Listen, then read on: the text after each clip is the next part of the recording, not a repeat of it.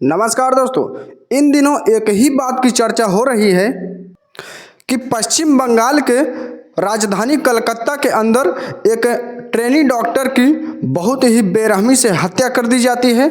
अब जहां देखो बस इसी बात की चर्चा हो रही है, चाहे सोशल मीडिया हो या फिर इलेक्ट्रॉनिक मीडिया या फिर प्रिंट मीडिया हो, हर जगह बस इसी बात की चर्चा हो रही है। इसी चीज़ को बहुत ही तेज़ी से फैलाया जा रहा है। हर कोई पेपर के पन्ने पलटकर यही जानने की कोशिश कर रहा है कि आखिर यह घटना हुई कैसे, इस घटना का पूरा मामला क्या है, आखिर उस लेडी ट्रेनी डॉक्टर का हत्या कैसे हुआ, क्या वह रेप करके मारी गई थी, ऐसा तो नहीं वह किसी का कोई बड़ा राज जान गई थी। तो आज इसी कहानी को मैं आप सभी के बीच में एक्सप्लेन करूंगा और सभी को बताऊंगा इस कहानी की पूरी सही जानकारी, इसलिए वीडियो के लास्ट तक बने रहना। अगर चैनल पर नए हो तो पहले चैनल को सब्सक्राइब कर दें ताकि हर वीडियो आप तक ऐसे ही पहुंचती रहे और मेरा भी हौसला बढ़ता रहे। तो आइए बिना देरी की वीडियो को स्टार्ट करते हैं। दरअसल यह घटना पश्चिम बंगाल की राजधानी कलकत्ता के जो आरजी कौर मेडिकल कॉलेज के चौथी बिल्डिंग पर जो सेमिनार हॉल था, वहां पर एक लेडी डॉक्टर जिसकी उम्र 31 साल के आसपास होती है, जो कि पीजी के सेकेंड ईयर की छात्र होती है, उनकी अर्धनग्न अवस्था में एक लाश मिलती है और जिस व्यक्ति को लाश मिलती है उसके होश उड़ जाते हैं। वह चीखता चिल्लाता है और उसके बाद फिर ज़ोर ज़ोर से शोर मचाने के बाद जो स्टाफ होता है वहाँ पर मौके पर जुटता है और मौके पर जुटने के बाद यहाँ से कुछ आपस में चर्चाएं शुरू हो जाती हैं और परिवार के लोगों को कुछ सूचना कुछ देर बाद दी जाती है और बताया जाता है कि तुम्हारी बेटी बहुत ज़्यादा बीमार है, जितनी जल्दी हो सके आप लोग आ जाइए। अब माता पिता परेशान हो जाते हैं कि रात में तो बात हुई थी और लगभग 11 बजे के आसपास ही बात हुई थी। अब ऐसा क्या हुआ कि रात में वो इतनी बीमार हो गई कि उसकी ज़्यादा तबीयत खराब हो गई और हमें इमरजेंसी बुलाना पड़ रहा है। वो बार बार फ़ोन करते हैं, जब बार बार फ़ोन करते हैं पूछते हैं कि आखिरकार बात क्या है। कई बार फ़ोन करने के बाद आखिरकार फ़ोन उठाता है तो पता चलता है कि आपकी बेटी ने अपना जीवन लीला समाप्त कर ली है, यानी कि उन्होंने अपनी मौत को गले लगा लिया है। अब घर वाले और ज़्यादा परेशान हो जाते हैं। माता पिता जब सीधा हॉस्पिटल जाते हैं, हॉस्पिटल जाने के बाद अपनी बेटी से मिलने की कोशिश कर रहे थे, लेकिन जो डॉक्टरों का स्टाफ होता है या फिर उस मेडिकल कॉलेज का जो स्टाफ होता है वो बताता है कि उन्होंने माता पिता और पिता को अपनी ही बेटी से लगभग 3 घंटे तक मिलने ही नहीं दिया था। इंतज़ार कराया गया और इंतज़ार के बदले जब घर वाले परेशान हो जाते हैं तो परेशान होने के बाद वह आखिरकार ये जानने की कोशिश कर रहे थे पूरा मामला क्या है, लेकिन जब अपनी ही बेटी को अर्धनग्न अवस्था में और खून से लथपथ देखते हैं तो बहुत ज़्यादा परेशान हो जाते हैं। तब यह मामला सोशल मीडिया पर वायरल हो जाता है और इतना वायरल होता है कि देश भर में इसको लेकर उबाल शुरू हो जाता है। डॉक्टर जो होते हैं वह अलग अलग शहरों में इस विरोध प्रदर्शन का विरोध करते हैं और साथ ही यह मांग करते हैं कि इस घटना के पीछे जो भी है उसकी जांच पड़ताल होनी चाहिए। हालांकि कलकत्ता की पुलिस ने जो इस मामले की जांच पड़ताल करना शुरू किया और लाश के पास से एक ब्लूटूथ मिलता है और ब्लूटूथ जब मिलता है तो उससे मिलान किया जाता है और जिसके मोबाइल से मिलान होता है वह संजय रॉय होता है। संजय राय जो होता है वह कलकत्ता पुलिस कल्याण बोर्ड का सदस्य होता है, जो कि इसी हॉस्पिटल में आना जाना और मरीजों को लेकर आता था, लेकिन उसने इस घटना को अंजाम दिया ऐसा वह खुद भी स्वीकार करता है, लेकिन किसी दबाव में करता है या फिर किसी बचने के लिए करता है। सारा इल्ज़ाम अपने ऊपर ले लेता है। इस तरह की जांच पड़ताल की जा रही थी, लेकिन पुलिस की जो कार्य प्रणाली थी उस पर कई तरह के सवाल खड़े हो जाते हैं कि पुलिस इसमें कुछ ना कुछ सबूत खत्म करना चाहती है या इस मामले को दबाने की कोशिश कर रही है और पूरे देश भर में हंगामा मचता है। तब आकर इस मामले की जांच हाईकोर्ट के माध्यम से सीबीआई को सौंप दी जाती है। अब सीबीआई ने जैसे ही इस मामले की जांच ली। एक दिन में यानी 14 अगस्त 2024 को पता चलता है कि देर शाम या देर रात लगभग 11 से 12 बजे के आसपास 14 से 15 अगस्त 2024 की रात को बड़ी संख्या में लोग जुटते हैं। उनका इरादा यह था कि शांतिपूर्वक मार्च निकालेंगे, चाहे वो कैंडल मार्च हो या फिर टार्च की मार्च हो, उसके माध्यम से मार्च निकालेंगे। लेकिन वह इतनी बड़ी संख्या में जुटते हैं कि उन्हें पता ही नहीं चल पाता और इसमें कुछ ऐसे उपद्रवी भी जुट जाते हैं जिन्होंने हॉस्पिटल के अंदर अपना कदम रखे। उसके बाद जो इमरजेंसी वार्ड होते हैं उनको तोड़ना फोड़ना शुरू कर देते हैं और बड़ी मात्रा में हॉस्पिटल को नुकसान भी पहुंचाया जाता है। उसके 2-3 दिन के बाद सोशल मीडिया पर वायरल भी होता है और जब वीडियो सोशल मीडिया पर वायरल होता है तो उसमें पता चलता है कि लोग यह कह रहे थे, यह सुने जा सकते हैं वीडियो के माध्यम से कि चलो सेमिनार हॉल की तरफ चलते हैं। यानी कि उनका इरादा साफ साफ था कि सेमिनार हॉल के अंदर सबूत है, उनको पूरी तरह से खत्म कर दिया जाए। जिस तरह का वीडियो वायरल हो रहा है उससे तो यही साफ साफ अंदाज़ा लगाया जा रहा है। हालांकि सीबीआई ने इस मामले को अपनी मजबूती के साथ लिया और जब संजू राय को कोलकाता पुलिस ने जब गिरफ्तार किया था तो उस वक्त उसने अपने कपड़े तो धो दिए थे, लेकिन जो शूज थे जूता, उनको धो नहीं पाया।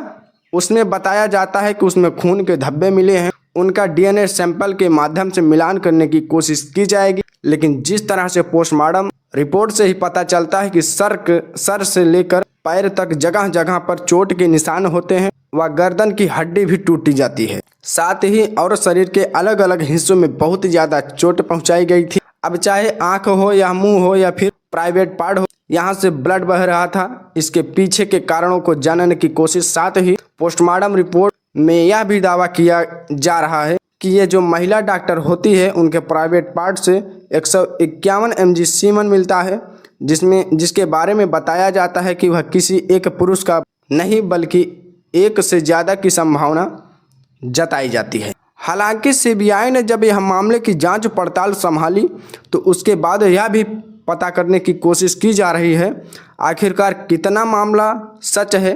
लेकिन इसी बीच में एक TV9 के एक न्यूज़ चैनल है, उस पर एक ऑडियो क्लिप वायरल होता है और उसमें दावा किया जाता है कि यह वीडियो लेडी डॉक्टर का है और लेडी डॉक्टर ने इस तरह से बताया कि जिस रात यानी कि 8 अगस्त 2024 की रात जब यह लेडी डॉक्टर यहाँ सोने के लिए जा रही थी, इससे पहले ऐसा होता है कि यहाँ पर एक डॉक्टर इस सेमिनार हॉल में आराम करने के लिए चले जाते हैं। लेकिन उस रात सिर्फ इस ट्रेनी लेडी डॉक्टर, जिसकी उम्र महज 31 साल के आसपास होती है, सिर्फ उनको ही वहाँ जाने की अनुमति थी और बाकी को मना कर दिया गया था कि यहाँ पर कुछ काम चल रहा है, कंस्ट्रक्शन का काम चल रहा है, इसलिए आप यहाँ पर कोई न जाएं।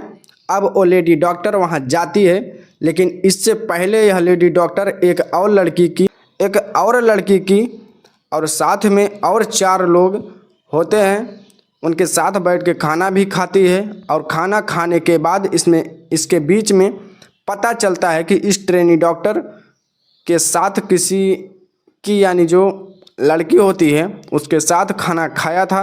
बहस हो जाती है और बहस होने के बाद झगड़ा हो जाता है। यहाँ तक कि उसके बाद फिर से वो 4 लोग जिन्होंने इनके पास खाना खाया था, उसके बाद फिर 4 लोगों ने जिन्होंने खाना खाया था आराम से बैठकर शराब पीते हैं।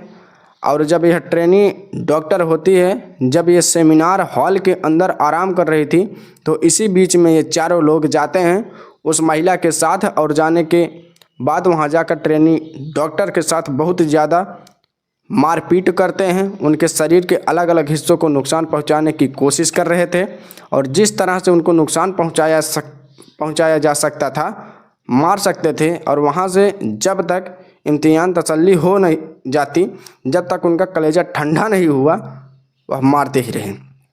दावा किया जा रहा है कि उस ऑडियो क्लिप के अंदर की जो ट्रेनी डॉक्टर होती है वो मर जाती है। इसी बीच में जब नीचे देखते हैं तो संजय रॉय, जो कि उसका हॉस्पिटल में आना जाना होता ही है क्योंकि वो पुलिस कल्याण बोर्ड का सिविक वायलेटर होता है जो मरीजों को लाता है और किसी भी बोर्ड में जाना, कहीं भी घूमना फिरना उसका होता है। उस रात उसने जो शराब पी हुई थी उसको इशारा किया जाता है कि तुम्हारे लिए सेमिनार हॉल में कुछ छोड़ा गया है, यानी कि वो आदत सी पोर्न वीडियो देखने की उसकी आदत थी सेक्स वर्कर के पास जाने के। इसलिए जब वे मौके पर जाकर देखता है तो वहाँ ट्रेनी डॉक्टर मिलती है और उसके बाद उसने यानी कि ऐसा जो परिस्थितिक जन्य साक्ष्य मिलते हैं उस पर यह दावा किया जा रहा है कि वह ट्रेनी लेडी डॉक्टर मर चुकी थी और उसके बाद उनकी लाश के साथ उसने बलात्कार जैसी घटना को अंजाम दिया। हालांकि ये सीबीआई की जांच का विषय है। उस ऑडियो क्लिप में भी हम कोई गारंटी नहीं लेते हैं, जिस तरह जैसे TV9 ने साफ साफ इनकार कर दिया है कि ऐसा कोई ऑडियो क्लिप ये सही है या नहीं है। लेकिन एक बात जिससे फॉरेंसिक टीम ने ये आराम से आसानी से पता कर सकते हैं कि यह दावा किया जा रहा है कि ये किसी ट्रेनी डॉक्टर का ही है और जिससे भी ट्रेनी डॉक्टर का आरजी कौर मेडिकल कॉलेज से जुड़े हुए हैं, सबकी वॉइस का सैंपल लेकर टेस्ट किया जा सकता है। कहीं ऐसा तो नहीं है कि जांच को भ्रमित करने के लिए इस तरह की ऑडियो क्लिप बनाकर वायरल कर दी गई है जो अलग अलग सोशल मीडिया पर वायरल हो रही है, या फिर सचमुच ऐसा होता है और सचमुच ऐसा है तो इस प्रकरण की जानकारी के लिए जांच होनी चाहिए। वो 4 लोग कौन थे और उनके साथ वो महिला कौन थी, इन सब का पता करना चाहिए। हालांकि सीबीआई इस मामले की पूरी ईमानदारी से जांच पड़ताल में जुटी है और एक साथ मामला होता है जो लगातार जिस तरह से व्हाट्सएप या 23 साल पुराना मामला बताया जाता है। 25 अगस्त 2001 का बात एक की बात है। 4th ईयर का एक स्टूडेंट होता है जिसका नाम सुमित्र विश्वास होता है।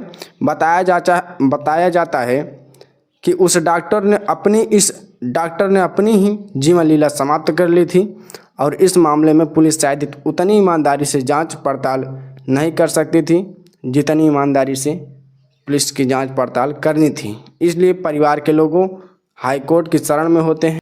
आदेश कर दिया जाता है कि इस मामले की जांच CID करेगी। CID ने इस मामले की जांच लेकिन प्रगति रिपोर्ट उनकी शून्य थी, यानी कि ज़्यादा कुछ सफलता मिल नहीं पाई। लेकिन जो इस मृतक होता है डॉक्टर, उसकी माँ यह दावा करती है कि मेरी बेटी को पोर्न रिंग जो एक रैकेट जिम्मेदार है। दरअसल इसमें बताया जाता है, दावा किया जाता है कि ऐसा सोशल मीडिया दरअसल इसमें बताया जाता है और उनका दावा यह था, ऐसा मीडिया रिपोर्ट में आ रहा है कि यहाँ पर चाहे वह अलग अलग क्लासरूम में हो या अलग अलग जगह हो या हॉस्टल के रूम हो, वहाँ पर यह कुछ सेक्स वर्कर को यहाँ बुलाना, उनके बुलाने के बाद उनके साथ वीडियो शूट करना, एक तरह का पोर्नोग्राफी एक वीडियो बनाना, इस तरह से उनका एक रैकेट है, धंधा है और जिस ड्रग्स के लोग भी इसमें शामिल हैं। इसलिए लगता है वो लोग जोश में आकर उन लेडी ट्रेनी डॉक्टर की हत्या कर दी और ना जाने कितनी बेरहमी के साथ उसकी हत्या की। तो आपको अगर वीडियो अच्छी लगी हो तो वीडियो को लाइक करके चैनल को सब्सक्राइब कर दीजिएगा। तो मिलते हैं फिर से एक नई वीडियो के साथ, तब तक लिए जय हिंद।